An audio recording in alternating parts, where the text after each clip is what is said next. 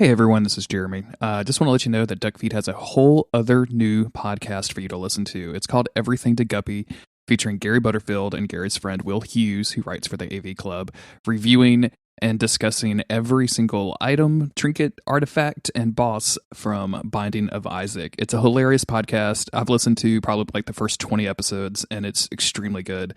You can find that at everythingtoguppy.cat. And of course, you can find everything Duckfeed related at patreon.com/Duckfeed.tv. Enjoy the episode. Did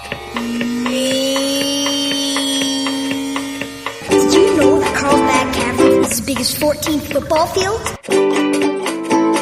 Yeah, right again, Spencer. Limestone is easily dissolved by water.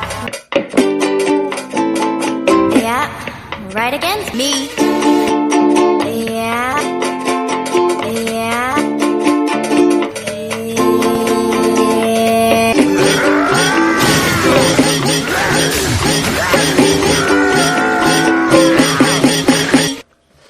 Oh boy.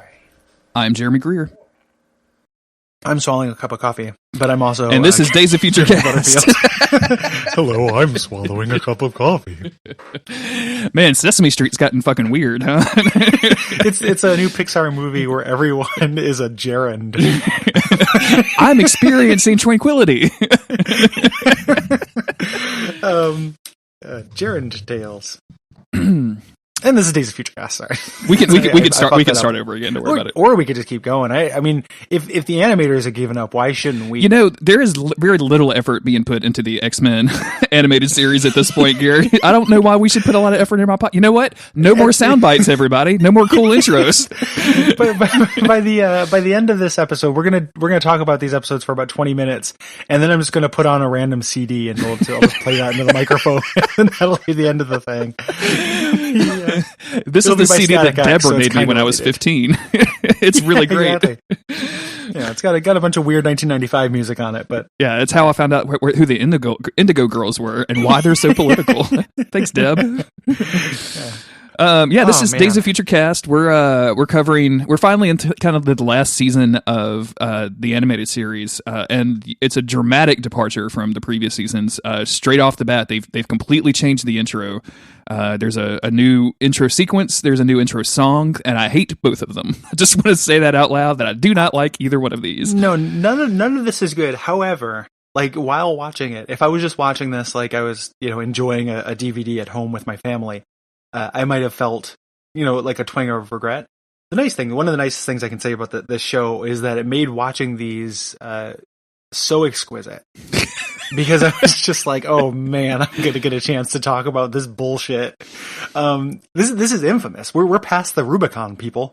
Like we're in it. I had never seen any of these episodes before, so this was way past the point where I had dropped off this show. And even though I would, like, if you would have asked me, and this is how you and I originally kind of found this idea, I would have told you, like, oh my god, I love the X-Men animated series so much. I used to watch it all the time as a kid. Totally missed these episodes that we're going to talk about, like the last 6 that we're going to cover. Same thing, and I think what happened was they showed like a lot of the, there are a lot of like reruns, things like that, and then there's these 6 episodes that take place as the the 5th season. Like, were just rare. They probably didn't get reshown. The things that I'd seen were still shots from these, but I was like, oh, that's way down the road. I'll never get there. But we ran out of road. Yeah. And now we're there, and it is just hard times. It's not good. Hard times for these guys. I started reading the X-Men animated series, like, I don't know what you call it, like the book I gotta get that. Guy, yeah. They have a Kindle version now, so that was what was cool. keeping me from buying it, because I don't need another physical book in my house. But I've been reading this book, and it's hilarious because the dude that's writing it, and I guess he's attributed to be the like the story writer and editor or whatever.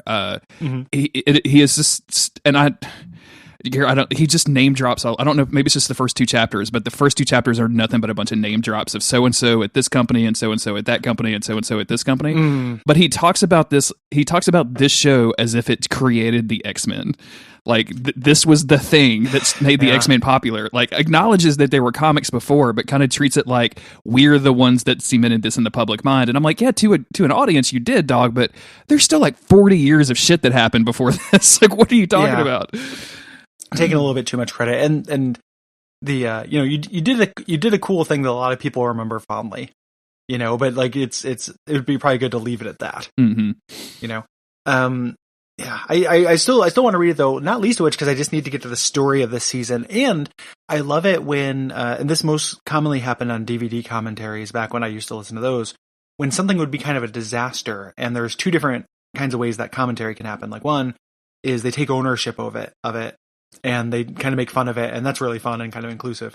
Or 2, they don't think it's a disaster, and you have this thing where like one person's at the party and doesn't know that his dick is hanging out, and then you call them on it, and they spend the entire time talking about how they meant to do it. They thought it was that kind of party, and like back in the past there was that kind of party, and everybody's got their dick hanging out. A lot of people like going to parties with people with their dicks hanging out. Like a lot of people like that in Canada or something. Yeah, tons of people engage with me with my dick hanging out. Like everybody tells me how valuable my dick hanging out is.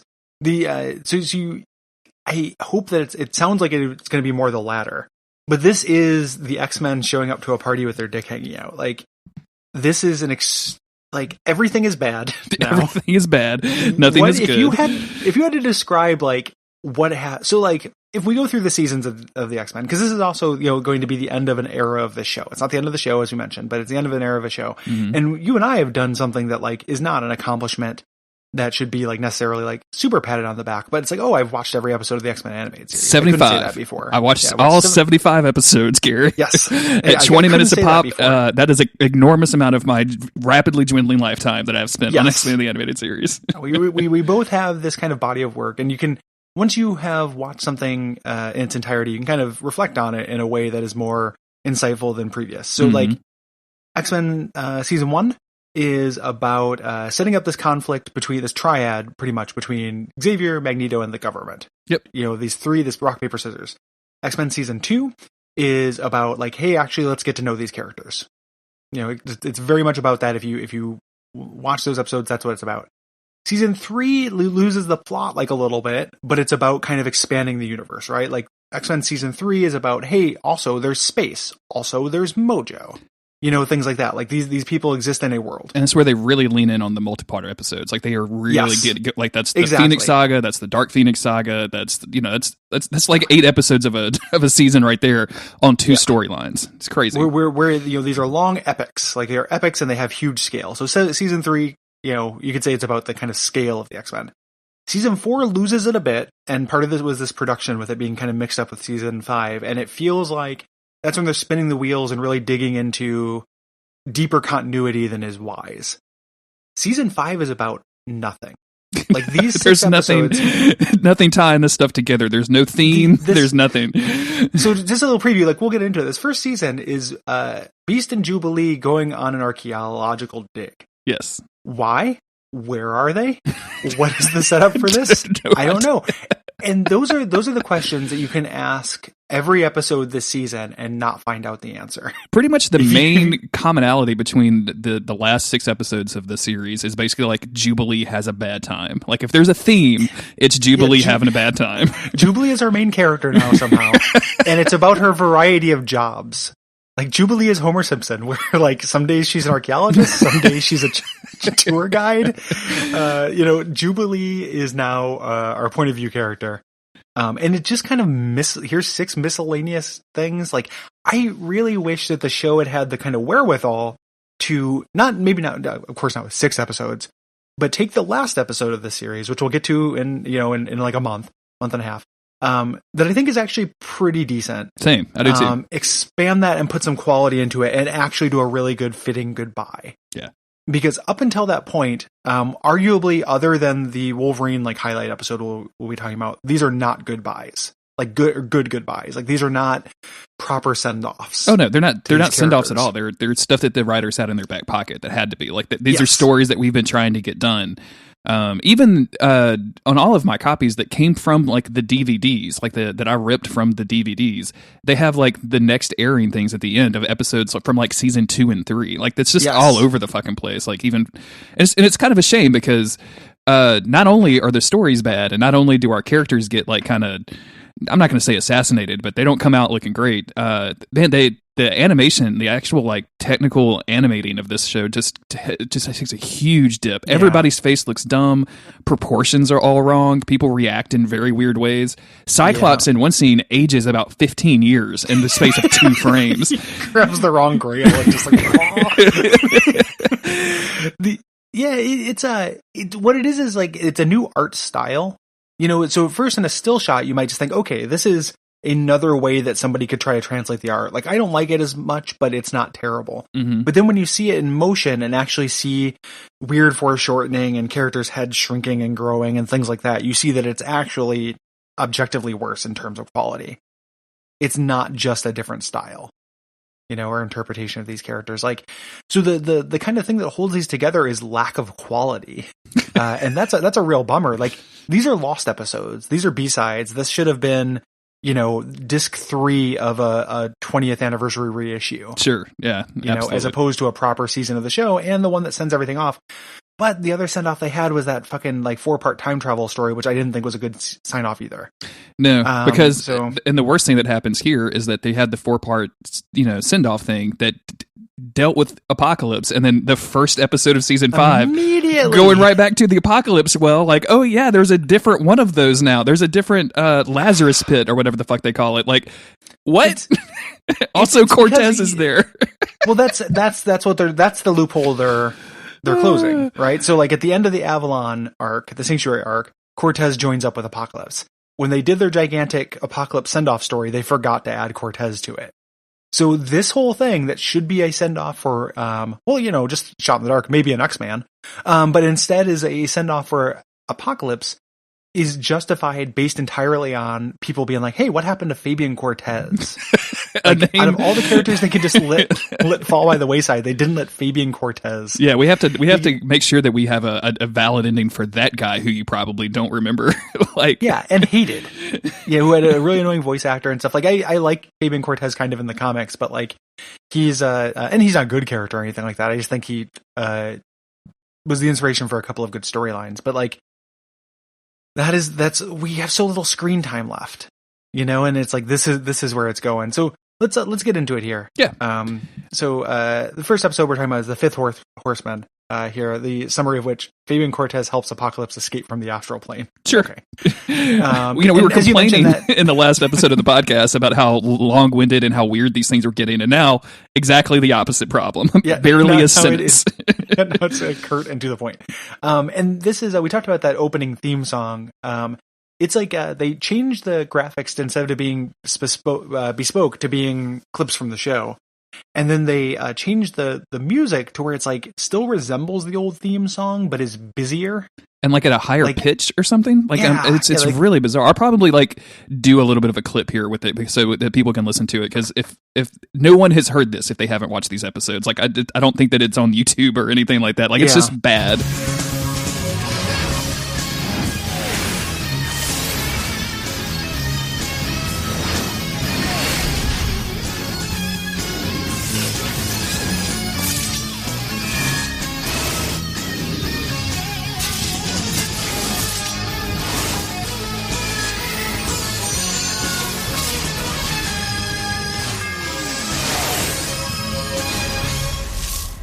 It's faster, higher pitch. It's like they add more guitars. Like, it is, it's real bad.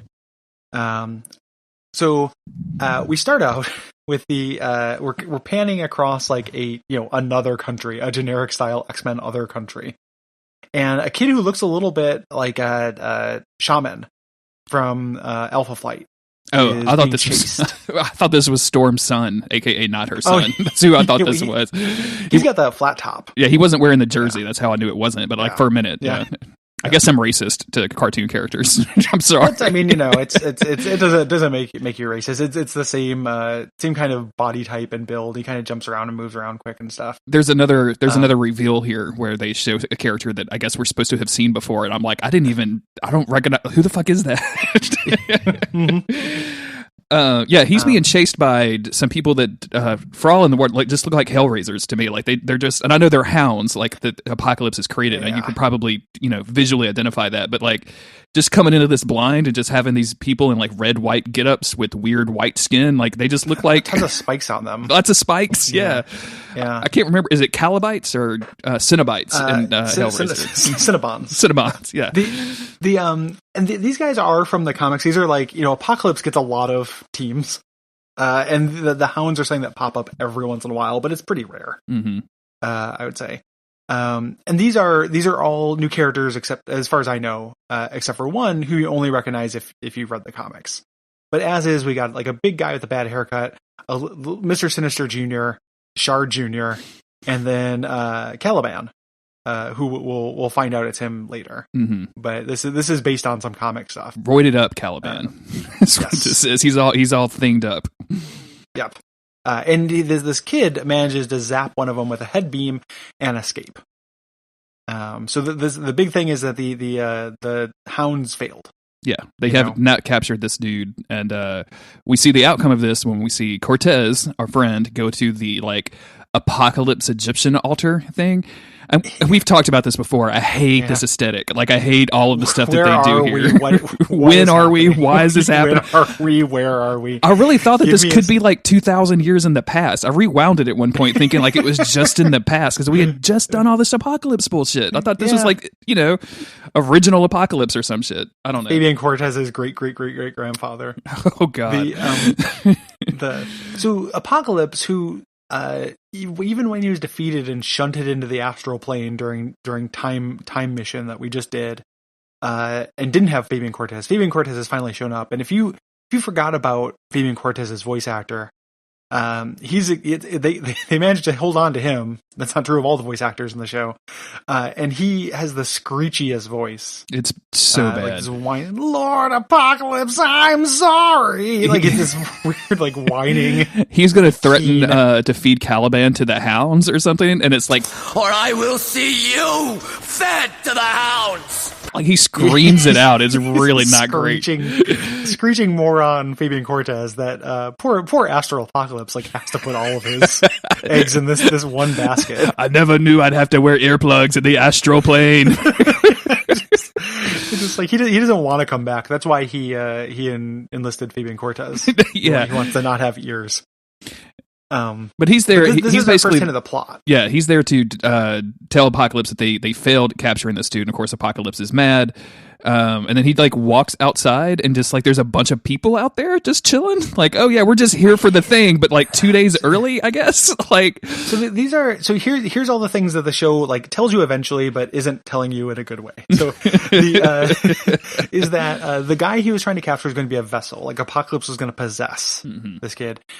This has never been an Apoclaypse thing.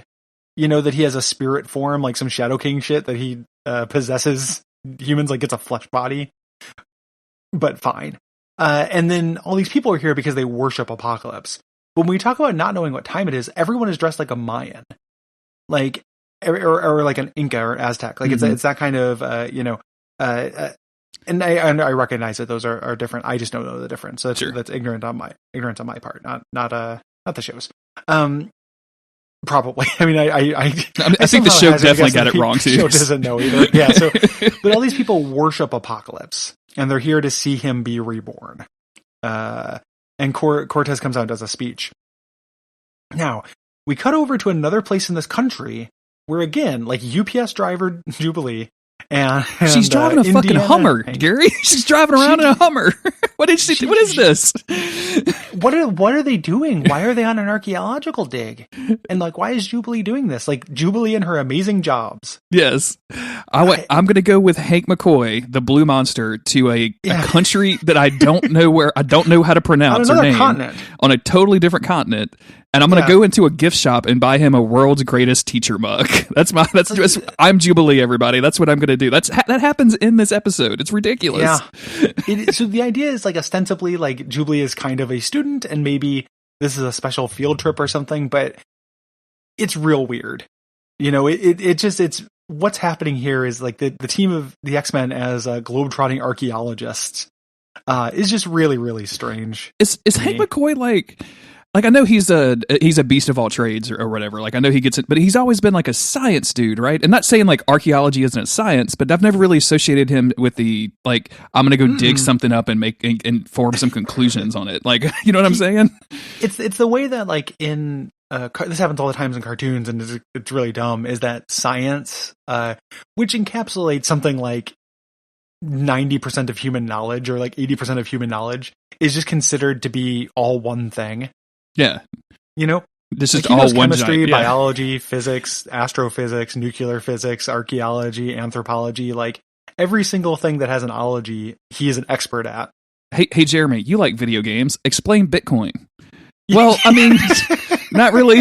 I mean, I guess I could try, but okay. Yeah. Bitcoin is a money that you can exchange for regular money, and the company that owns it is named Blockchain, and they make sure that the government gets the best rates on it.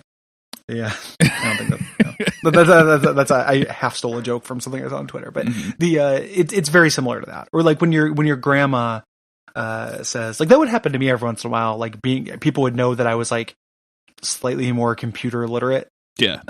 In workplaces, so they would come through and be like, "Yo, can you like do like a program to like set this up?" And I'm like, you know, I just not a programmer. It's a different thing. You know? It's a whole other skill of knowledge, like a whole other tree of knowledge that I have not upgraded yet. This happens to me all the time because I'm ostensibly the computer guy, and so I get the phone call of like, what laptop should my daughter buy for college? And I don't know.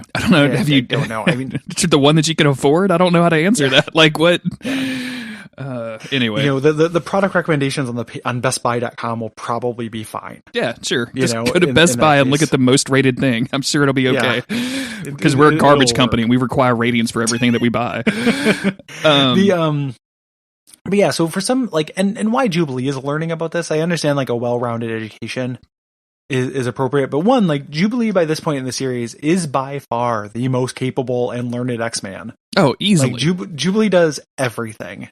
And it seems like her powers have had some pretty big upgrades too. Like I have not kept up with Jubilee in the comics, obviously, because I haven't really been reading a lot of X-Men. But like it seems like nowadays, like when she shoots somebody with some fireworks, like they're blasted. Like they get those. She's got her own energy blast, huh? She summarily executes enemies on the daily. But I mean, she's a medical expert, communications expert. She drives jets, she drives cars. Like she can do everything. I don't know if she needs to learn about archaeology, like preserving fossils. Mm-hmm. But you know, apparently Hank McCoy thinks so. I assume this is a similar thing where Hank McCoy wanted to go and Jubilee is sent to watch him, similar to how she's sent with Gambit to the movies. Yes. Mm-hmm. You know, to like make sure he doesn't do any crimes. Make sure that he doesn't steal any fossils and bring them back into the United States illegally. Like make sure he goes through customs. Or clone a dinosaur or some bullshit. Like, heavens to Betsy. And then just, oh my God, it's a bird. Dinosaurs have feathers. Oh God. You know, like this feathered bird is carrying Beast into a volcano and just like, I seem to be in quite the predicament, you know, and just like Jubilee is there to stop that shit from happening. Jubilee just rolling her eyes and like checking Twitter at the same time. I'll be right there. Yeah. So essentially, you know, this is setting up this world's greatest teacher thing. You know, there's supposed to be a Jubilee Beast episode, which I don't know if we needed. Like, is this like a lived-in relationship that is somehow good? Like, have we had Jubilee and Beast hang out other than them dumping poison gas on Sabretooth's squid truck? They've definitely been the away team for quite some time. And I guess, you know, once you untangle that knot, right? What, like you probably become really close to somebody. Because that's true. You've seen me in quite a state of distress. So we go over to Fabian Cortez, who like is this episode trying to figure out what Fabian Cortez's whole deal is in this episode is so difficult because he's so clearly not afraid of Apoclaypse for some reason. Like he failed, his people failed to get this vessel. Instead of like, and he goes on and gives a speech, but he's just living the high life again in a completely different century. Like it's like he's on that planet from the last couple episodes. You know, he's in this velvet bed, just drinking out of a golden goblet.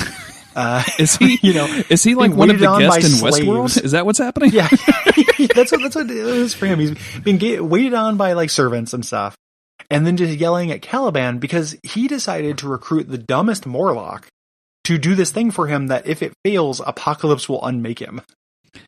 So it's such a bad plan. Why would you, like, Apoclaypse has invested this power in you, and you were literally doing nothing at this point. Like, you have just delegated all of your assignments. Like, you have created yourself into a middle manager. That's what your supreme mutant power is. What the fuck are you doing? He's living like a middle manager as well. He's not doing very much work. He's just sleeping all the time. But he's just entrusted, like, the idiot crew. Like, he not just Caliban, who we know and everything. And Caliban makes sense. Like, Caliban's powers are to track mutants. Yeah, right? this at least has a logic to it. The people who he has join him are, like, Big Guy, which, like, fine, you need a big guy. Mr. Sinister Jr., who I don't know what Mr. Sinister Jr. does, and Boomerang Lass. Boomerang Lass is my favorite because why do you need an energy boomerang? If you can just make energy boomerangs, just make it an energy spear. You don't need it to come back. And zap you in the fucking mouth. Like. That would be my mutant power, which is a question we've gotten and answered a lot. But like my mutant power would be missing my boomerang, my energy boomerang, and just getting smashed in the teeth with it. And like. You only have to miss it once to learn that lesson. If you have like, the same thing happens too with like, there's a DC character called Captain Boomerang, who's in the Suicide Squad movie, which I've not seen, but I've seen a lot of like analysis about it.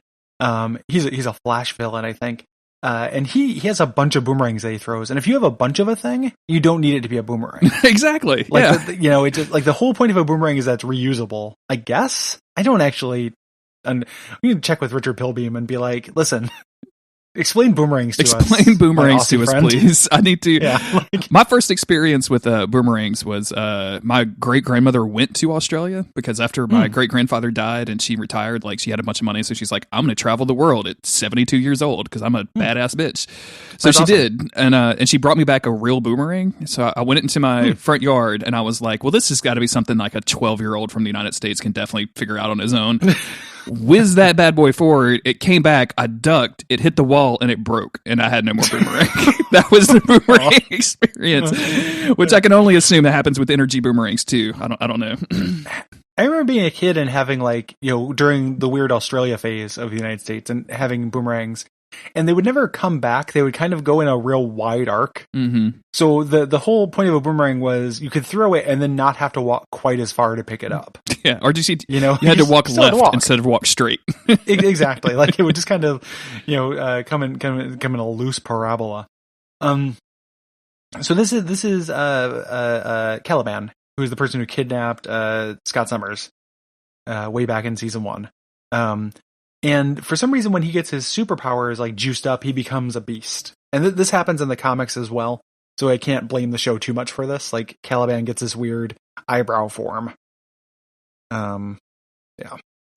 Yeah, and this honestly, I'd kind of forgotten that Caliban does that in the comics because I just thought that this was like Cortez's new powers because he does this, seems to be able to do this to anybody and everybody. Yeah, he beast modes people now rather than just charging up their magnets. Yeah, sure.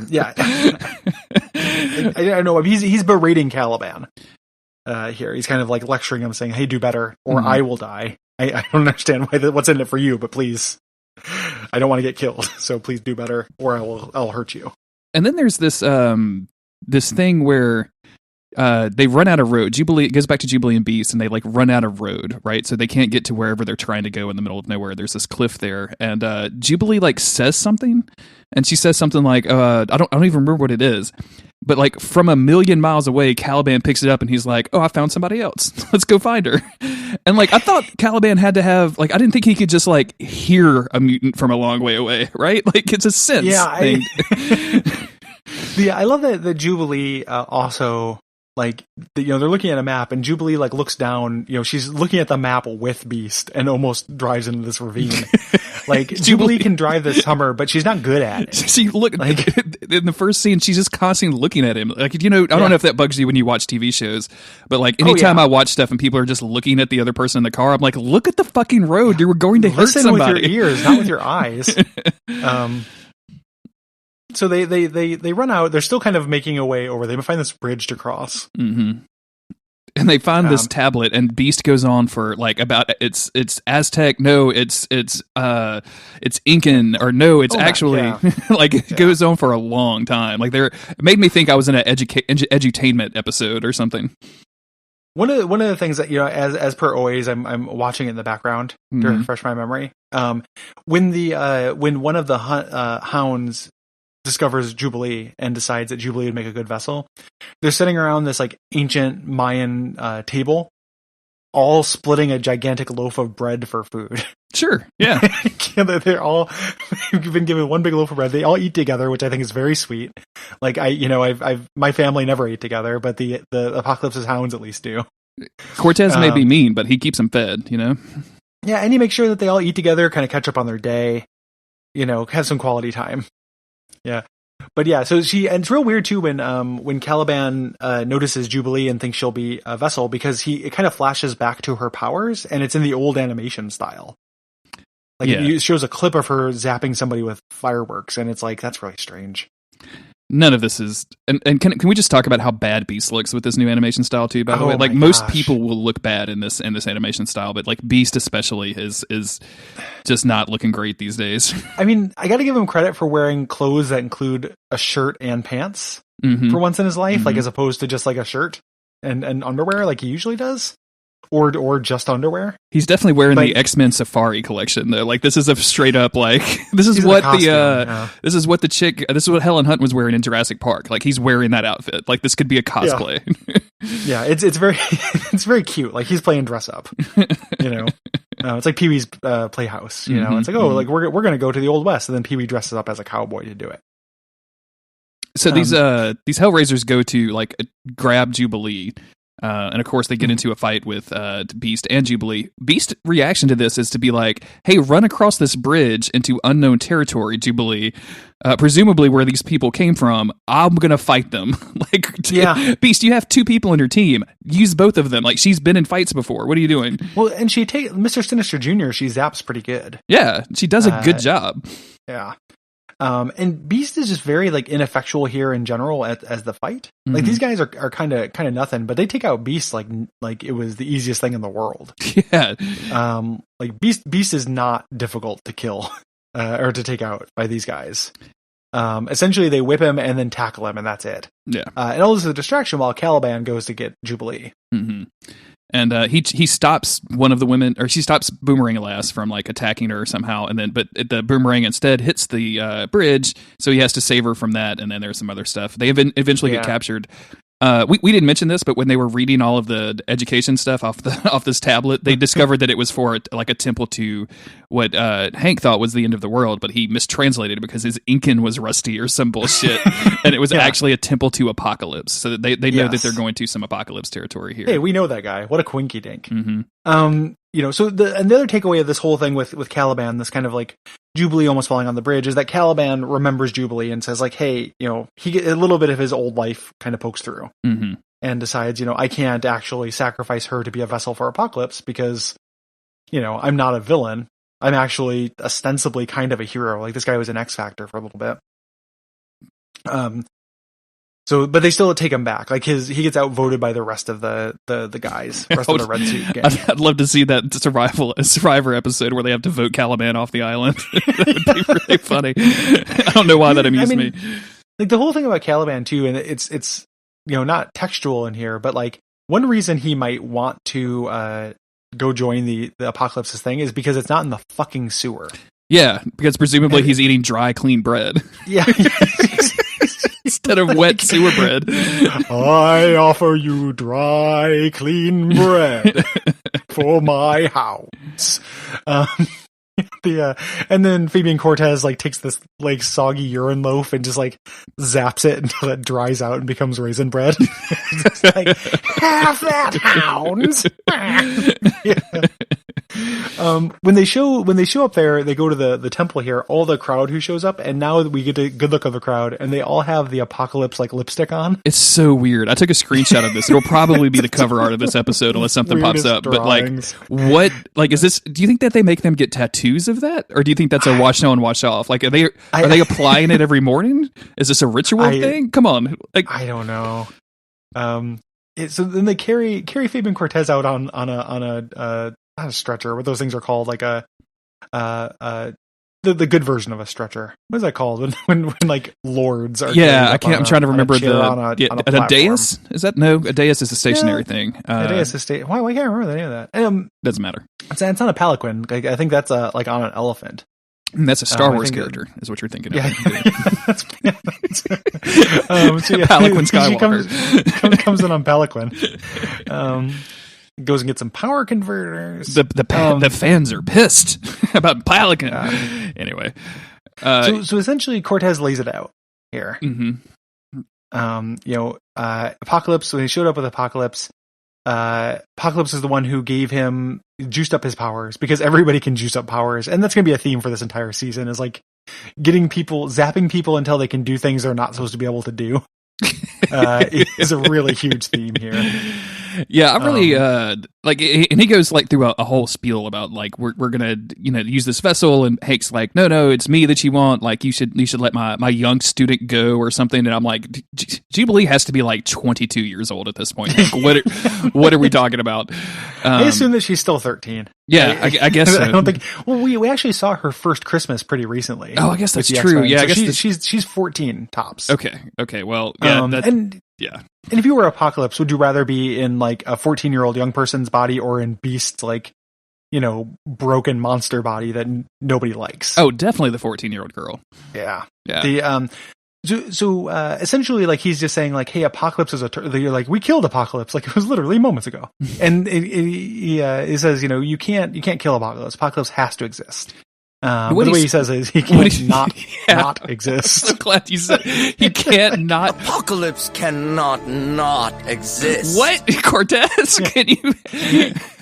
So it's like sometimes like using a word twice like that feels like the right thing to do when you're writing, but I generally, most people who I know who write, and myself who writes, will go through tons and tons of effort to not use a word twice in a row like that. Yeah. Like that is it sounds so awkward. Like he cannot not exist. Like I understand that the opposite of exist is a difficult word, but just frame it positively. Like Apoclaypse has to exist. Apoclaypse is eternal. Apoclaypse is a constant. Like there's a lot of different lines you could have had there. And it's one of those things where you can write it, but if you don't read it out loud at all, you'll never really understand why it sounds bad. And the moment somebody does, you're like, oh my God, I'm a fucking idiot. Oh, yeah. Why did I write this like okay. 3 that's in a row? What am I doing? So Cortez, his plan here, and I don't really understand. Like they have Beast and Jubilee. They have them. Like they are done they're right in now. Chains. Yeah. Like they just need to tie Jubilee to a table and have Apoclaypse like do the ritual or whatever. Instead, he gives Beast superpowers. Yeah, he boosts mega powers, gives him fur spikes. I don't understand this at all, because he immediately breaks the chains and starts attacking everybody. I mean, for a moment, before he decides to get the hell out of Dodge. Which, I mean, if we're talking about, like, for real, like, if Apoclaypse is about to come back, like, see y'all fucking later, I'm going to the truck. I'm going to go eat this truck. I'm a monster. This looks like, those issues of the new X-Men where, like, a new artist will come in for Frank Quietly all of a sudden, and you're, like, not expecting it. And there was one of them that, at the time, I really associated with, like, almost like an anime style. Like, it was real kind of exaggerated features. This is what that reminds me of. Like, Beast look here. He looks very, again, I don't want to say anime, but he looks very exaggerated. This looks really bad. Like, I don't like this. It's like a Beast caricature. Yeah, like exactly. If Beast went down to the boardwalk and said, like, draw me doing science, and then the person just drew him as this monster, and the Beast, like, cries for a week. This guy, like, exaggerates all of his features. Oh my God. And let's talk about this voice. The growling that he does. I'm going to cut some of that in here, like, sporadically, because it's one of the worst sound effects that this show has done ever.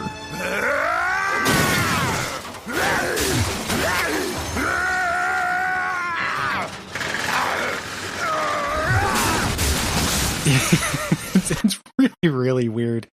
So they're bringing Jubilee in, which again, they could have done. Oh yeah. At any point without freeing somebody to help them. Caliban, comes back. He's not having it, but, Phoebe and Cortez, like, we have the vessel, etc. We come back to Beast, which isn't treated like there's been proper time since he left. Like, we just left him. In this meantime, he puts on pants. When he turned into a beast mode, he was not wearing pants. He put on so they ripped his pants when he grew into a beast. Mm-hmm. Like or they forgot to draw them in. That is 100% what happens. They just forgot to draw. We just need a blue guy here. Now he's wearing like Hulk pants. Mm-hmm. So like torn up like Daisy Dukes. And he's sniffing out the Jeep. Yeah, he like starts trashing this Jeep and knocks it over, and then he finds this picture. He finds the broken World's Greatest Teacher mug. Yeah. But right next to it is a picture of, and I want to call this out because for the next 6 episodes we're going to cover on this podcast, this picture is like a running fucking joke. Like anytime that something comes up with the X-Men, like this is the picture that comes up of the X-Men. This is their Facebook profile picture, right? Like this is the thing that everyone goes to see. It's really strange. Like it's the same one. Yeah, they made a bunch of copies of it. Mm-hmm. And this reminds him that he is not a monster. He is, in fact, the world's greatest teacher. Yes, he's going to go back and save Jubilee. So, yeah, yay for that. So it gets into his soul. I mean, if you had someone special in your life like Jubilee that you were just randomly bringing over to countries that you probably don't have a passport to be able to legally enter, like that's probably something that would happen. Going over to sovereign nations who need random mutants coming and digging up their national treasures and stealing them. So they go to do the ritual. They come back to Apoclaypse's gigantic, Sphinx statue. They dress up Jubilee in like sacrifice gear, tie her to a table, and they're going to go ahead and do this ritual. Cortez has put on this headdress. Like this seems extremely offensive to somebody to me. Absolutely. Is there any way this is okay? There's no way to co-opt like every single bit of this iconography from actual people this that is existed so bad. and were subjugated and colonized by by people and terrible crimes done against them. But no, we need to get a mood across. So put some feathers on the half Asian girl and strap her to a table. Like what the hell? This just seems, and Cortez's plan where he's just like this whole time he's just berating Caliban, And this, of course, causes Caliban to freak out because Cortez, who is in this show, is one of the worst people to have on a team in any position. Like, if he is your right-hand man, he will betray you. If he is your boss, he will treat you like absolute shit. Like, he's secretly one of the biggest pieces of shit in this cartoon. Oh, yeah, absolutely. Like he's fucked over Magneto and Apoclaypse, and somehow he's still alive. Like, how does he, is he not, has not been just, like, dissolved already. Yeah. So the rest of the crew take out Caliban after he punches them, and Cortez depowers him. Also, like while we're just sitting here thinking about this, why does Caliban even have an invite at this point? Like he's told you twice that he's going to try to save Jubilee. Like not only is Cortez like bad at being like a good supervillain, right hand man. Like he's just bad at organizing this stuff in general. Like that's all. Yeah. Oh man. Yeah. When he zaps him, the 3 dots they've been showing in the sky, which apparently are planets, align to beam in a television of Apoclaypse, like a TV screen that floats above Jubilee, and starts yelling. And then Beast comes in and starts knocking down this temple, which again, like Apoclaypse probably didn't build this temple. Like this probably belonged to a people, but he's just destroying all this priceless architecture and artifacts and things like that. Well, that's okay because he won't remember this. Like that's the good thing about Beast is he won't remember any of this in the morning. That's the nice thing about doing racist crimes is sometimes you don't remember them. Sometimes you could pretend that they were worth it. At this point, Caliban saves Jubilee and she zaps herself off the table or whatever. But they're trying to get across that this whole temple is about to collapse, and so the screen is just going to shake up and down slightly for the next 5 minutes or something. And it's one of the most nauseating effects I've seen in animation. It's so bad. I really thought this was my rip. Like I thought it was like, oh, I did a bad job when I converted this to like a video file, and I went to my DVD and I was like, oh no, this looks bad. This is what this looks like. Yeah, okay, cool, great. It's a real rough. It's a real rough putt. So Cortez tries to, and Caliban's wearing his old clothes, like his zap power doesn't He's definitely de-zap. he's definitely got So the it's like David Byrne and triple Stop XL. Making Sense. Yeah, Yeah. absolutely. So Fabian Cortez here like pulls out a gun. Beast comes up and takes him out. Fabian Cortez depowers him, turning him back into, may I remind you, a super strong, super agile superhero. now he's just super smart again. That's what you did. Now he's Well, a little bit less strong and a lot more smart. And he should still be strong enough to punch Fabian Cortez, but he's, it doesn't. It makes him sick for some reason. The temple's collapsing. Apoclaypse is super mad. Oh yeah, he's not and the happy. whole place is collapsing, and Beast is like, hey, we gotta save, Cortez. We have to do it. And people are like, no, we don't. Proving that Beast does not remember anything of the last 30 minutes of his life. Oh, we have to save that man. No, you don't. Did you not remember what he just did? Or the entire lesson of like the show. Like this is actually the one thing this episode does is it teaches Beast the lesson that he should have learned this entire time. Like we talked about in one of the most recent episodes, like the X-Men's weird catch and release program. Absolutely. And this is finally them being like, you know what? This guy is a huge dick, and every time he comes back, he almost ends the world. Like, maybe we don't save this motherfucker. And then our heroes leave, and the thing that happens here is this is amazing. So Apoclaypse comes down and is just like, yep. Yeah, Cortez, now I'm going to take over your body, and you don't exist anymore, and I exist. And number one, why couldn't you have just done that to begin with? Why were we looking for young mutants? It doesn't. So we talked about earlier, like what kind of body you would want to have if you're Apoclaypse. When Apoclaypse takes over a body, it just turns into Apoclaypse. Yeah, he doesn't look like a 14-year-old girl. He just looks like Apoclaypse. Caliban could have grabbed a fucking squirrel, give a squirrel mutant powers, and he could have just done the thing. What is this? Also, like, I hate, and I know we've talked about this before, but anytime like Apoclaypse gets tied to like eclipse in the sky bullshit, like we have to have this cosmic thing for Apoclaypse to do something, I fucking hate it. Like my eyes roll in the back of my head when this happens. But why couldn't they just use anybody at this point? Like if Cortez would work. And it's also, I question the wisdom of 6 episodes from the end of the series, bringing back your major antagonist, having him stare at the camera and laugh sinisterly to never come back. Oh yeah, we're never going to see Apoclaypse again. Bye, everybody. Like he's gone. We don't have to worry about Apoclaypse anymore. We saved the day. we just got rid of him. We just brought him back, and now we won't do anything with him. This is some inept fucking storytelling. Like, yes, it closes the book on Cortez. Big fucking whoop. Yeah, who cares? Also, man, I didn't even think about this, but like, what are the if you wanted to write a probably kind of reaching essay about this, all of this Incan, Mayan, Aztec kind of appropriation is being done by somebody named Cortez. Yeah, probably. There's probably something study. there as well. Yeah. Like this is think about this. Get some help. Like, think about this, please. Like, it's for the love of God, you're very sick. Like this is very misguided in every possible. Please hire somebody just to check on this every once in a while. Is there anything? So we're doing 2 episodes today. We're doing 2 episodes for the rest of these ones. The next one, which is widely considered to be the worst episode in the show, I still found more to like than this episode. Oh yeah, me too. This episode is unlikable. The next episode is one of the weirdest fucking things I've ever seen in my life, and that goes a long way. The Cortez episode, this 5th Apoclaypse episode, our 5th Horseman, is it's just bad. It doesn't even really try to do anything, and it just muddles around characters we already know about. Jubilee's Fairytale theater, Gary, goes to places. It goes wildly out of it's filled with imagination, and not all of it works. Very little of it works, but oh my god, do I love all of it. I'm going to go as far as say none of it works. Like, not... Come on, Sabretooth's ponytail is dope. Come on. In a way, it is more impressive that they managed to throw this many darts and not even hit the same building the dartboard was in. Like, it's pretty incredible. So that episode is a piece of trash. We'll move on to Jubilee Fairytale Theater. Jubilee tells children her own fairy tale, having herself, her fellow X-Men, and their greatest enemies be the characters in it. Now, we talked about this episode coming up. I've seen this episode title a lot. Mm-hmm. There is a very famous issue of 90s X-Men where Ilyana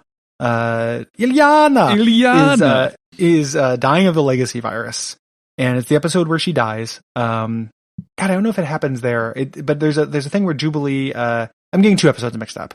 But there's an episode where Jubilee tells a story. You're also saying Shadowcat tells a episodes, so I'm story. assuming you're meaning issues, right? I do mean issues, man. Fuck, I'm just. You're good. Yeah. Thank you. I'm fucking up. Get some help. There's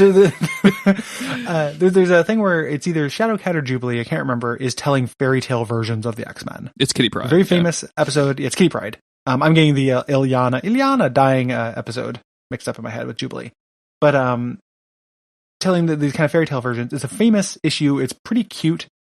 You know, it's a Claremont era X-Men issue, so it's like it's long-winded and kind of shitty, but it's cute. Mm-hmm. That's what I thought this would be.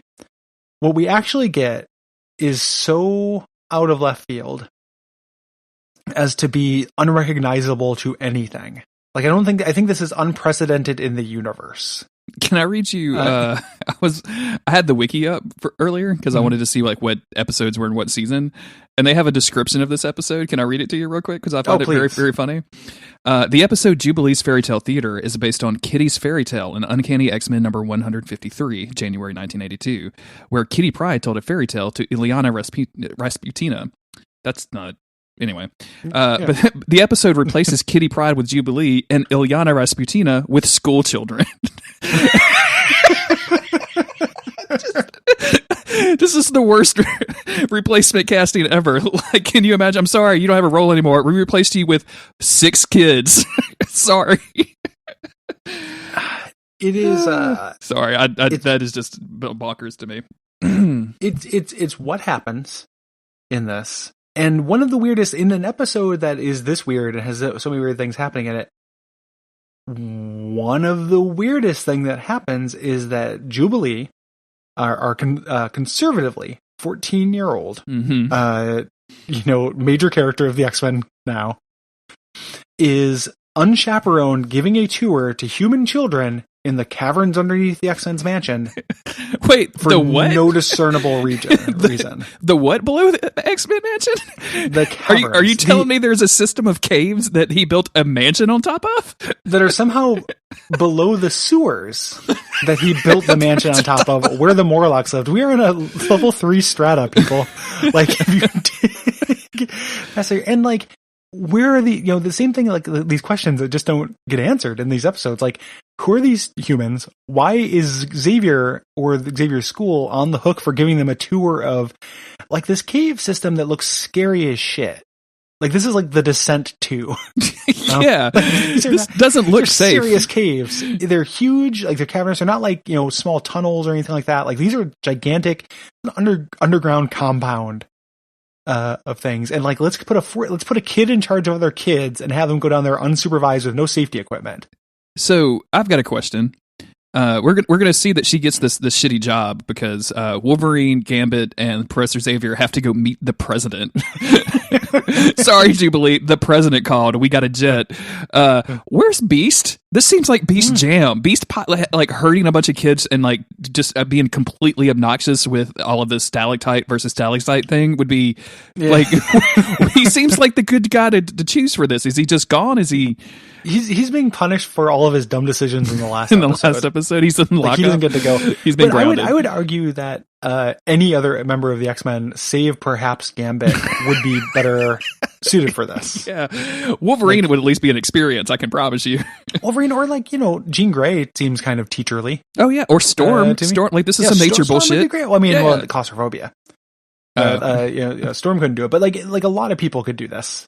Get Morph off the bench. Get Moira McTaggart down there. There's a lot of things they could do. Instead, they send a child to do it.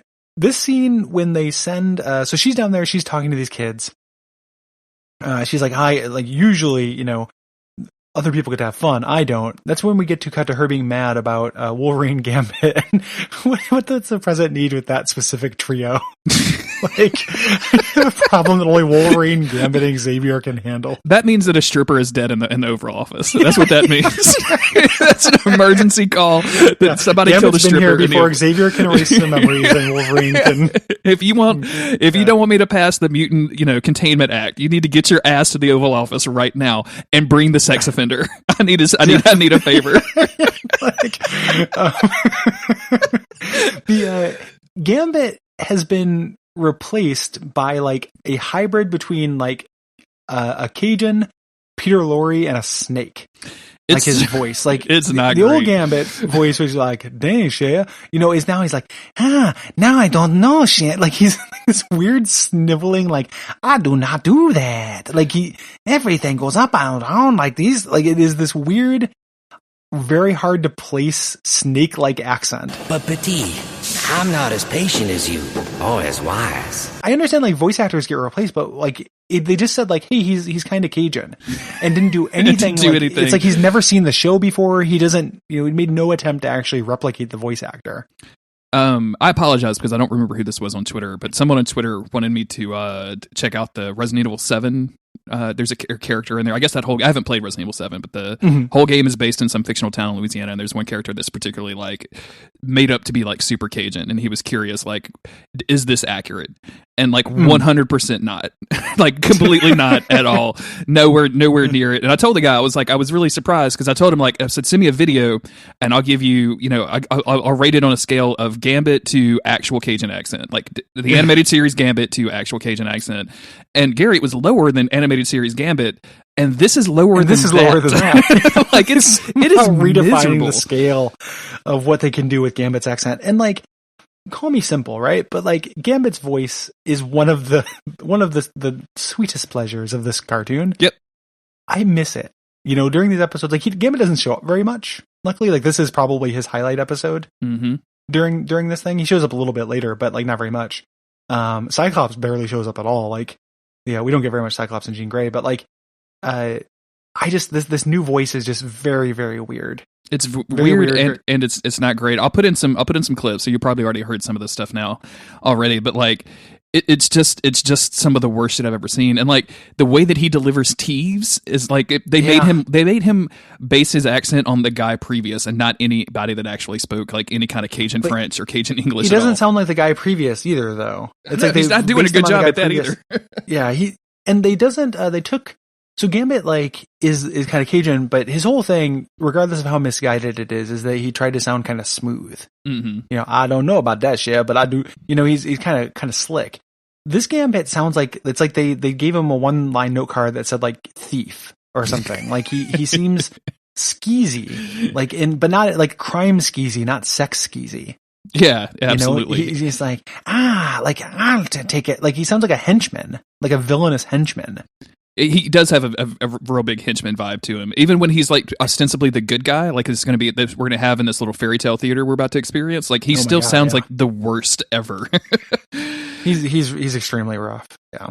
So Jubilee has these kids in this cavern, and the obvious thing happens, which is like the cavern starts to cave in or something. So Jubilee sends a signal on her Satcom 2000 as one of the like smart ass brats that she's taking care of. Helpfully points out.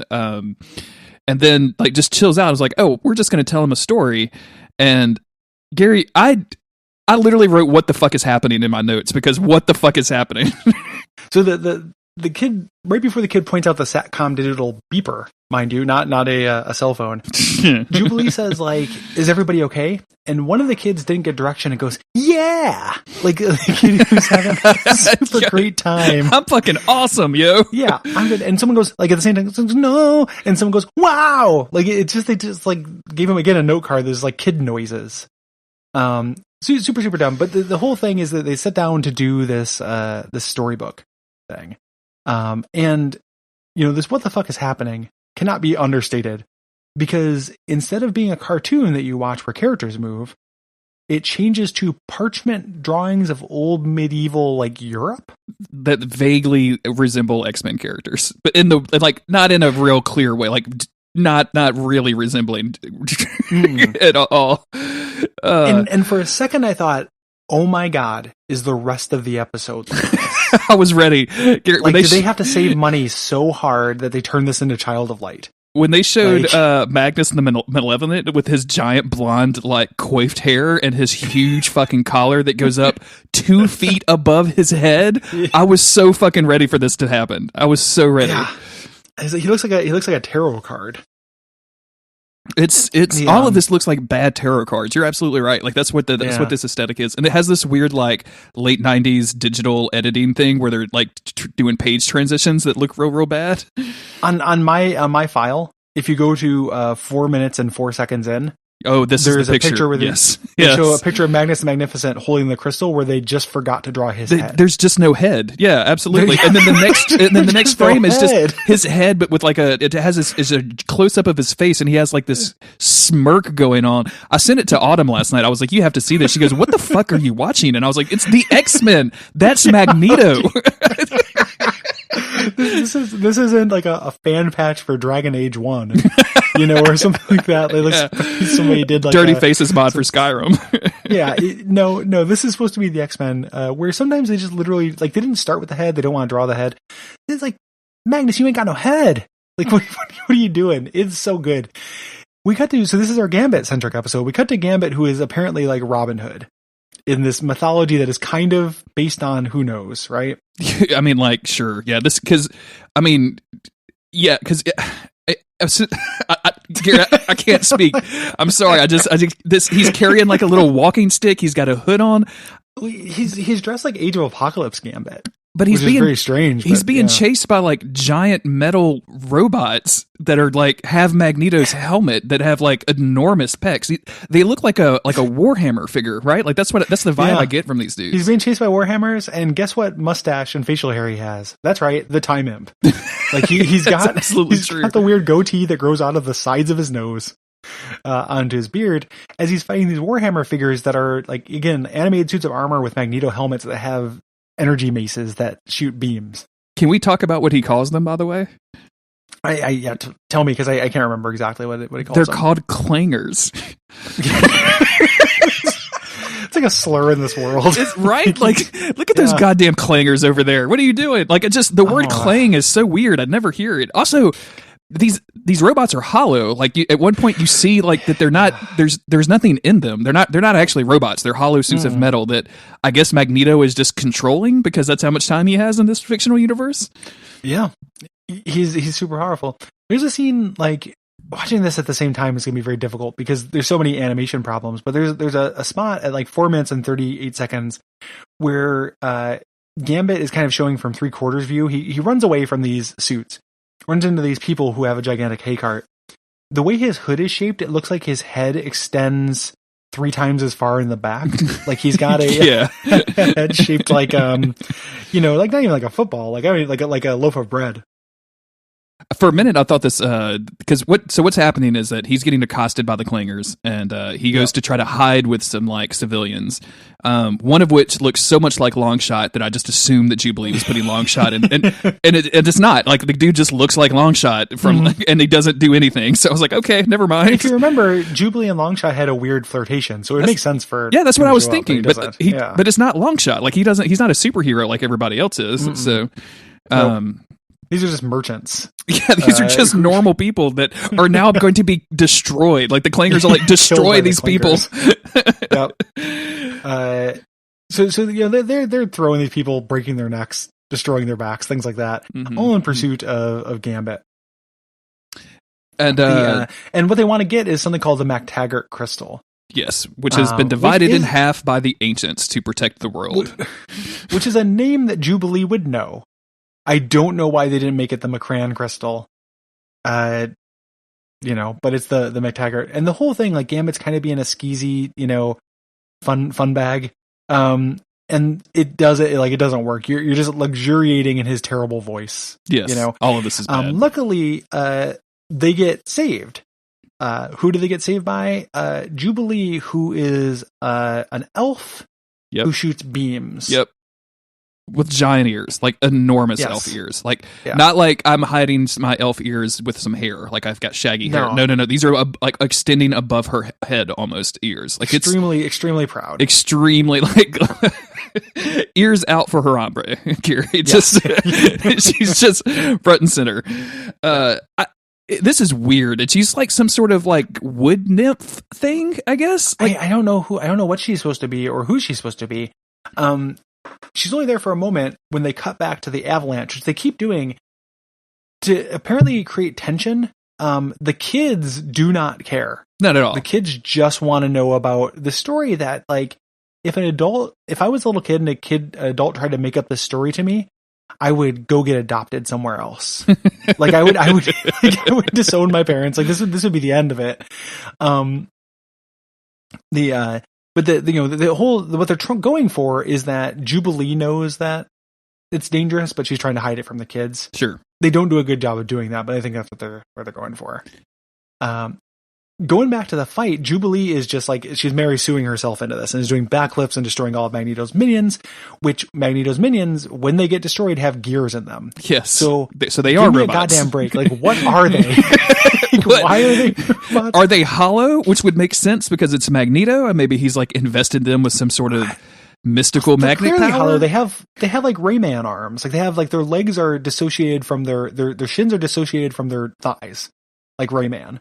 So like they're definitely hollow, but they also have gears in there. Like maybe, I don't know why. There's a look, every zombie Jubilee. I kill in Diablo spits out gold, so I don't know what the fuck is going on. That's currency in this world. She does like a backflip onto the hay cart, drinks some wine, and then zaps one behind her shoulder. Like it's super silly. You think that things can't get dumber here. One of them be wrong. Yeah, one of them's running away, and then again. So like it keeps happening. One of them is running away. What does he run into?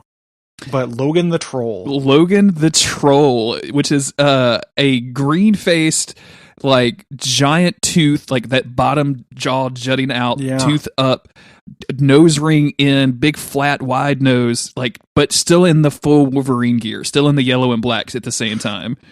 Mm-hmm. In this real like super growly voice for some reason. And if you're like making this up and if you're going to try to like say this reflects Jubilee's real feelings on her friends or anything like that, like this is not flattering to anybody except for Gambit, weirdly enough, because Wolverine the Troll is a real dumbass.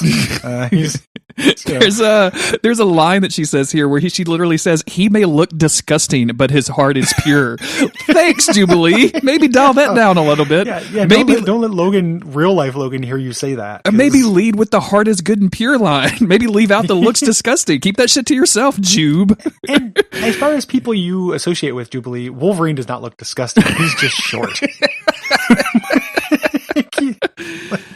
He's just 5 foot tall. It doesn't make him a bad person.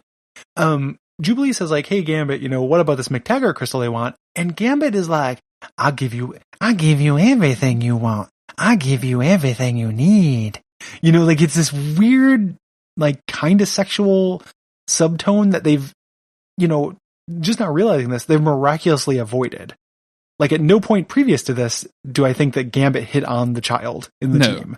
Like he hits on everything, but he has standards, and that standard is 15 and up. And like maybe he just saw the ears and was like, "Oh well, that's the ears of a much more mature woman." I'm sorry, I didn't realize you were for it. When the ears get this big, that's when Gambit played. Gross. It's definitely played for that because like they have Logan the Troll come over and interrupt them. Like he's like, "Hey, watch yourself, bub." Well, standards and practices comes over and says like, "Hey, we can't make a half elf on TV." Like, and because when she looks back at him, like her eyes glow too, like she's falling in love with him. It's really weird, right? Like she's never ever expressed an interest in Gambit. It's always been Rogue and Gambit in this show. So like finding out that she kind of has a thing for Gambit is a little bizarre. Yeah, Jubilee hasn't had a thing for anybody except for Longshot, which is like makes sense. Yeah. They pan over, so Gambit's going to take them to the crystal. They pan over to a bunch of animate trees. If you think these trees with faces and arms are going to come up later, you're wrong. Nope. They're just trees with gigantic, terrifying, screaming mouths. Like, nothing to do with anything.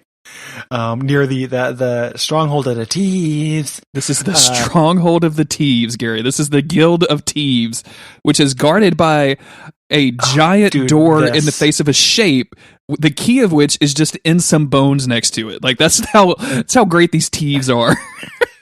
I said this on Twitter, and people were like, I don't believe this, but it's like, the Jubilee episode where Gambit uses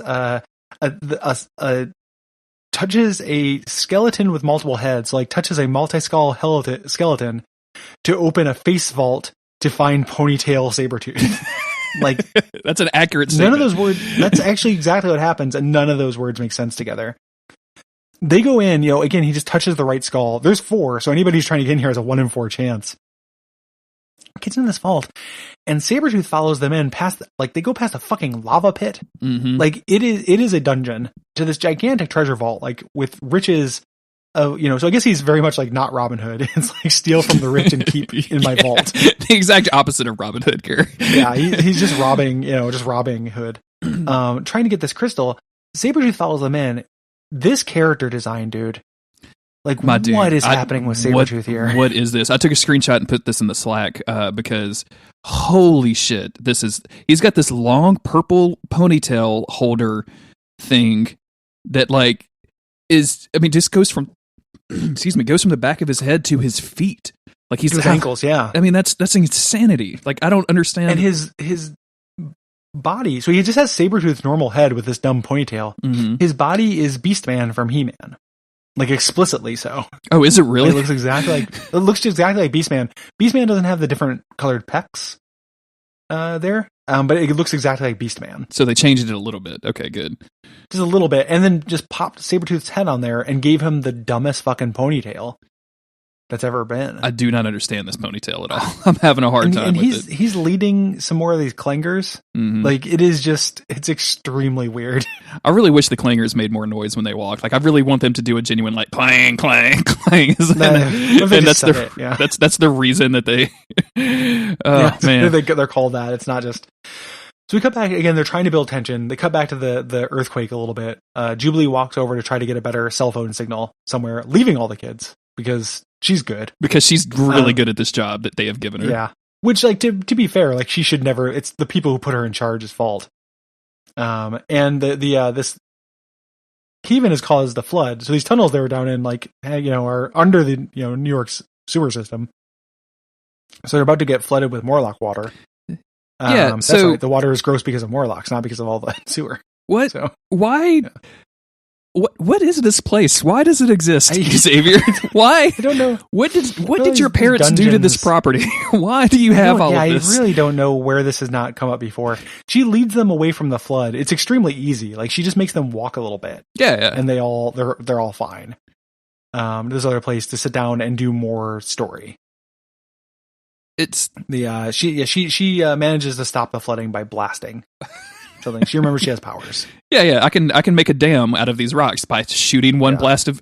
Man, she should be a dam maker. She's this good at it. Yeah, she's getting very powerful. If she can break open rocks, like, she can now hurt flesh and is now graduated to maybe the second or third most powerful X-Men, I think. So easily, she's category 5 Storm and Jean Grey. Yeah, category 5 mutant. There's also so I think at this point we go back to, and this is where like the fight happens or whatever with Sabretooth. Mm-hmm. And this is some of the most ridiculous stuff that I've ever seen as well. We get a really nice painting, by the way, of the three characters. The three of the trio. Yeah, I've got a screenshot of that. I'm going to have to post a bunch of this stuff on Twitter because you have to have it. It's really good. I did not know that this was the dude from He-Man. That makes so much more sense because I was like, man, why does this look familiar to me? Just like Beastman. Like, if you pull up Beastman, he looks just like Beastman. Jubilee is fighting him. Jubilee is going head to head with Sabretooth with her fists. Yep. During this, she knocks him out with her hands. Yep. Again, it's her fantasy. Like, I understand that's ridiculous, but it's just crazy to see. I know that none of this actually happened. No, this back in Jubilee's Fairytale theater times. Women didn't have that calm down, Twitter. Yeah. It was realistic to the time period, Gary. That's what happened. Yeah. That I'm just making up. Well, historical accuracy shows that women had exactly the same advantages as men. Yeah. I actually kind of like this. The idea that Jubilee is writing herself so that she's telling a story about herself when she's just kicking so much ass is kind of cool and fun to me. Like, it's a good conceit. Yeah. It's amazing that it articulates this way, though. Yeah, like, this is dumb. This is Jubilee's idea of, like, what like a kick-ass kind of life would be like. This? Well, really? I mean, look at her normal life. Like, this is... Yeah, why didn't she... Here's a thing you could have told the kids about. How about when you're almost sacrificed to Apoclaypse? Just now. How about the time that she went to space? Yeah. Like, seriously, like, how about the Savage Land? Do you think the kids might like that? Yeah, the time that you saw dinosaurs. Maybe you should mention that. Like, a lot of things you could have told the kids rather than, like, improvising an extremely bad D&D session. So they leave. They escape this cave-in, trapping Sabretooth and the Clingers inside with the crystal. Who shows up but Xavier the All-Knowing. Now, Xavier looks like he's a floating head with a turban, exactly like the one that grants Pee Wee Herman wishes. Yep. Mm-hmm. He looks exactly like that. Like he pops up and goes, Mecca hi, Mecca hiney ho. And then, Pee Wee gets to wish for something at the end of the episode. This is this explicitly that. So weird and bad. I hate this turban. I hate it so much. He's wearing it feels like this is somehow the most racially insensitive season of the X-Men. Which makes sense because they're insensitive to everything. Like, True. Quality, colors, shapes. Like, so Xavier shows up and says they have to put the crystal back together. Yeah, Jubilee is the one that can do it. She has to use her power to get these two pieces. So now they have to go and break, Magnus the Magnificent, break into his vault so that he can get it. At this point, like, they say something and they're like, "Oh yeah, we just got to go break into this." And Logan the Troll says, "Not this troll," in a really just. Wolverine has some of the best lines in this last. I mean, Wolverine's the highlight of probably the series. So, absolutely. Like this is the definitive Wolverine. As a character who has done really, really well for himself. But the animated series Wolverine is the definitive Wolverine, not Troll Wolverine. Logan the Troll is not the definitive Wolverine. So there's a rat who is spying on them, who is like a shapeshifter. It's either more for Mystique or something like that. But this never shows up again. No, it's implying for the spin-off series they're going to do about this. Of course, yeah. Here's the one thing I like is the like Fort Magulon they break into, like this gigantic storm-ridden castle full of Magneto helmets. I think actually looks awesome. As I like to call it, Clangleic Castle. Like I like this quite a bit. This is a cool little section here. We haven't really talked about this. Like, they're going to get the second crystal, right? Like, because Gambit had already stolen the first one. Like, he just had the shit on hand. Like, we didn't really talk about that.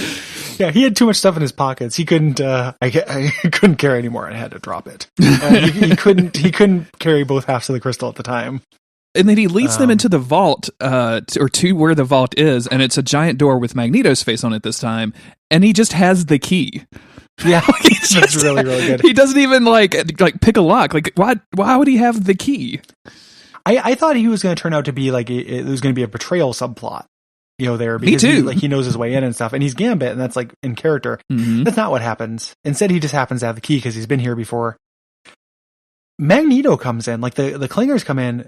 Fantasy Magneto comes in with his wizard outfit and bad beard and dope fucking collar. Good collar, bad booties. I mean, he has no peripheral vision, but it's good. Yeah, really cool collar. Good collar. Little pointy shoes, a little bit silly. The proportion work on him is some of the worst. Like I'm really down for Wizard Magneto, and this is somehow like I wish down a monkey's paw for Wizard Magneto, because he's really bad. He's got a very his shoulders are impossibly broad, his waist is impossibly small. He does not look good. And when they do the zoom in on his face, so when he's like doing his big villain talk, it's just miserable. It's just horrible. He uses his power to make floor slime take out Logan. This is gonna come up when Magneto comes in at the very last episode of the season 2, where he just uses his powers are pretty clear. If there's metal in the room, he can control it. Like, why have weird shaped objects that are doing stuff? Like, I don't get it at all. I don't really understand how this. I mean, I don't credit the show with being smart enough for this, but this does feel like somebody making up a story as they went along and getting trapped in a corner. Mm-hmm. Because Magneto, can you improv kills a cartoon? His own guards. Yeah, he kills his own guards. Like, he makes no sense. Like, he stops doing things that make any sense at all. Here. Yeah, I'm all powerful, so I'm definitely not going to need any of you like weird gear-filled hollow robots anymore. Like, that's what. But Jubilee, when she zaps him, it just makes him more powerful because magnets. I don't really understand why. Yeah, Magneto is and this is going to happen again, but like Magneto has a weird like power amplification ability in these episodes that I don't understand at all. It's like, when you magnetize my telepathy, it works better. Excuse me? That happens later. This is Jubilee having that power. Yeah, that's what I'm saying. Jubilee zaps Magneto to make him, so Magneto can make other people's powers better. Jubilee can make Magneto's powers better. Like, it is very, very confusing. It's just bad on top of that. So the whole idea, the way that she stops him is zapping him and making his powers very good. It makes all the metal in the room fly into him and hurt him. At this exact moment, Wolverine, Gambit, and Cyclops, like, so Cyclops was not meeting the president. Cyclops could have helped us, and where has Cyclops been? Where was he doing? Apparently, Gambit, who left to go meet the president in his X-Men uniform, has come back in his nightclub clothes. Yes, with the scarf. That's a powerful scarf that he's wearing too, especially with that ponytail. And they rescue the kids, the human children, which would have been a pretty big incident if, like, the mutants took the human children and gave them an impromptu burial in caverns underground. One of them calls Logan the troll, which is great because Logan's just taken back by it. Yeah, it's pretty cute. Like, she said that you were pretty on the inside, but hideous on the outside. She said you were disgusting, but had a good heart. What? Gary, if you said that to me about somebody else, I would be angry at you. It wouldn't be a very nice thing to say, They go back to where Xavier is they give everybody, like, milk and cookies or something to make them feel better. Can we talk about off-model Jean Grey here? Who is this person? Yeah. Who dis? Like, which X-Men is this? Like, new team. Who dis? Is this Stacy X? Like, what is the tan level that Jean Grey has? Like, is this what happens when she phoenixes up and doesn't put on SPF? Like, this is incredible. She is so dark-skinned, and not in a way that, like, that is just really off-model. It doesn't make any, like, for what it's worth, like, Jean Grey's a white lady. And it's very, very strange. Yeah, she's drawn extremely bad, and then they give us the kids want to see the rest, want to hear what happened at the end of the story. So they give us another one of these paintings where it's Jubilee and Scott. I guess it's supposed to be Scott, but you would think they would at least give him some sort of visor or something. Like, he's just out there just looking at stuff, man. Yep. And they spend all their time waving from a balcony because they've saved everything. Can we talk about this horrible, weird, tittering laugh that Jean Grey does in this fantasy world? It's pretty bad. I don't. That's a brutal subtweet, like, of Jubilee to Jean Grey. Like, I've always hated your laugh.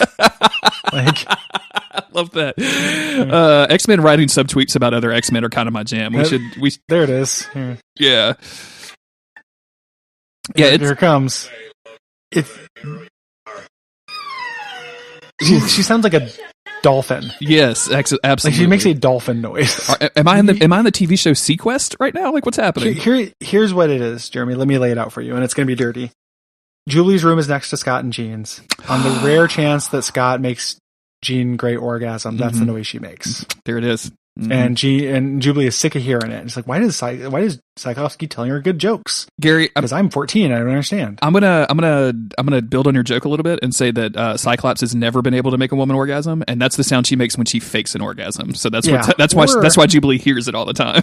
Or when Run Rabbit Run, like, she gets out the the clitorizer or whatever the whatever dildo Xavier issues his students. It's definitely in the shape of a car, though. No matter what it is, it's in the shape of a car. Or a gear shift. I mean, sure, yeah. At this point, Jubilee is like, "Yeah, I did a good job. I told them a story, and they didn't get all scared." And everyone's like, "Yeah, you did a good job," or whatever. And Jubilee says, like, "Oh, hey, I'm going to go upstairs and wash up," and then just starts doing somersaults in the grass. And that's the end of the episode. Is like normal ass Jubilee just starts doing a bunch of flips in the grass and into the sunset. Her doing somersaults out into the wilderness. There's an episode of Teenage Dirtbags where we cover something called Bicycle Safety Camp. Mm-hmm. Which is a bicycle safety camp video, of course. And it ends with that. The main character who taught all the kids about bicycle safety decides to leave, and he does it by doing flips and cartwheels and, general kind of jumping around into the woods. That doesn't sound like bicycle safety at all. That sounds like the opposite of that. It's unrelated to bicycles. But that's what this reminded me of, is her just doing these flips at the end, because she's so proud of herself. And maybe not. Maybe you shouldn't be quite this proud of yourself. Maybe you should dial this down a little bit, Jubilee, is what I would say. Like, you did a good job. Like, you protected some kids, but honestly, you should have never been put in this situation to begin with. Like, this is Xavier's fault for going to meet the president while you had 6 kids, and I just don't get it. I think we can probably presume that they went to a nightclub together based on how everyone's dressed when they got back. Like Cyclops was already there, and they came back all dressed in their casual clothes. Oh, here we go. Cyclops and Jean were on a date at the nightclub. So when they went to the president, they went to the Oval Office to clean up the stripper mess. They had to go and plant the stripper's body at the nightclub, and it just so happened that Cyclops and Jean were trying to have a date there. So they constantly interrupted. Sounds like that happens to them a lot. Yeah. They were either that or that Italian restaurant from that one episode. Yep. Yeah, these episodes are not great, Gary. Yeah, they're real bad. I don't like these two at all. No, these there's nothing. I mean, there's things to like about that Fairytale theater. Like I said, it's wacky and unpredictable in a way that I like. It is not a good episode. The next two, I think, are also unpredictable and are slightly better, without being real good. Maybe like a little bit better. Mm-hmm. And then we get to the end, and it's it's the end, and I kind of like it. But it's a real rough. They're rough. We're in a rough zone. We are, yeah. And there's only 4 episodes left of the X-Men animated series, and it's not a dignified ending at all. They didn't get to write themselves a clear exit strategy. Like it's not one of those things. I think that they definitely wanted to. I just think that the production problems that the show was having, the money issues, like the things that were happening in the industry, just didn't let them do so. And it's a real disappointment. Like, I remember when we first started this podcast and I was starting to like outline information about like show schedules and which episodes we're going to cover and all of that. I kept seeing the screenshots from season 5 and thinking like, oh man, like the animation just looks way different. Like it looks clearer in a way that I kind of like, it doesn't look great, but I kind of like, I like some of the differences. And now that we're finally here, I'm like, oh my God, this is horrible. This looks so much better if it's just like a 320 by 240 screenshot on a shitty website somewhere. But nope, even in motion, it is bad. It looks a lot better, still shots regardless of the resolution, I think. Mm-hmm. I think that just regardless of which, it gets in motion, everything looks really, really bad. The new character designs are not good. It's not like a still shot of Gambit looks better than a still shot of old Gambit, but at the very least, it doesn't have that uncanny valley feeling they have when they move. And at least you can't hear a screenshot talk. So that's what a screenshot is. I'm here for it though. Like we got, there's at least like something interesting. Like there are no weird bummers of the Savage Land or Shadow King or anything like that coming up. Like every one of these episodes, the one thing I can say for them is they are all pretty unique, except possibly the Apoclaypse one. They're not boring, I think is what I would go with. Like it's not one where I'm just like waiting till the end of the episode. Like there was a couple of times in especially this Jubilee episode where I was cackling out loud. Like this stuff was, when I saw Sabretooth for the first time, I paused it and I was like, what the fuck is this? What is happening? What am I seeing? Yeah. It's pretty incredible. We're going to be back in 2 weeks to talk about 2 other episodes that have nothing to do with anything. One of which I think is one of my favorite, the Mr. Sinister episode that they do that starts in 1800 with no framing sequence. I think is very funny. And has the ancestors of all of your least favorite X-Men. Including your least favorite X-Men villain, Jack the Ripper. So Sorry. It does explain the origins of Jack the Ripper, in case you were wondering, if you were waiting for the X-Men animated series to take care of that for you. We got you dialed. If you like the show, you can go to patreon.com/Duckfeed.tv. Give us a couple bucks a month, support us and the network. It's a huge help. You can also rate and review the show on iTunes. That actually boosts us up in the iTunes search algorithm things. That helps expose ourselves to more people, expose the show to more people that are searching around for stuff. So definitely check that out and do that. Yeah. You can also follow the show on Twitter at DOFCcast on Twitter. And you can follow me at GARYBUH, Gary Buh, on Twitter. And I am JG Greer. Yep. And until next time, thanks a lot for watching, and we'll see you then. See you next time.